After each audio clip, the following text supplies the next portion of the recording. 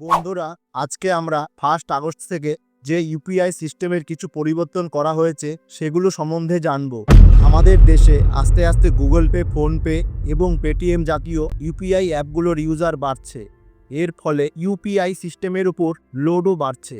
এই লোডকে কমানোর জন্য এবং ট্রানজ্যাকশনের প্রসেসকে আরও দ্রুত ও সুরক্ষিত করার জন্য national payment corporation of India বা এনপিসিআই এর নির্দেশে ইউপিআই ব্যবহারের নিয়মে কিছু পরিবর্তন বা আপডেট করেছে। সেগুলি হলো, প্রথমে ব্যালেন্স চেকের নিয়ম। এখন থেকে একজন ইউজার একটি ইউপিআই অ্যাপ থেকে দিনে বা 24 ঘন্টায় হাইয়েস্ট 50 বার তাদের অ্যাকাউন্ট ব্যালেন্স চেক করতে পারবেন।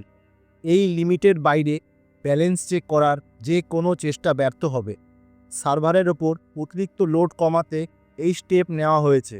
দ্বিতীয় হলো লিঙ্কড ব্যাঙ্ক অ্যাকাউন্ট দেখার সীমা। এখন থেকে ইউজারের মোবাইল নম্বরের সঙ্গে লিঙ্ক করা ব্যাঙ্ক অ্যাকাউন্টের লিস্ট এখন দিনে মাত্র 25 বার দেখা যাবে।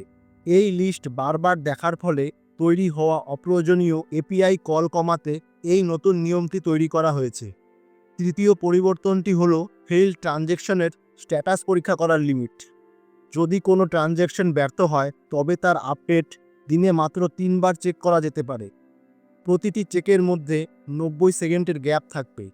এই নিয়মটি সার্ভারের লোড কমাতে এবং ফেইল্ড ট্রানজ্যাকশনের থেকে অর্থ ফেরত দেওয়ার প্রক্রিয়া দ্রুত করার জন্য করা হয়েছে।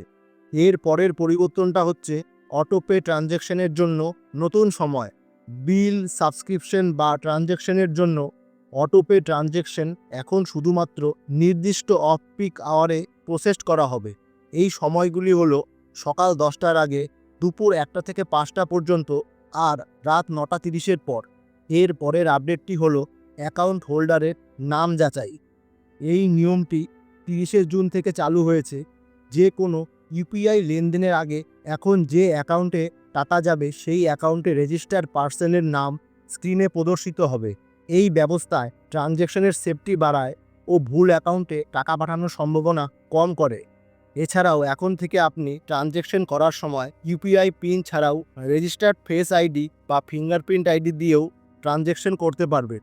এগুলি ছিল এই আপডেটগুলোর মধ্যে, যেগুলো আপনারা এখন ইউপিআই আইডিতে দেখতে পারবেন।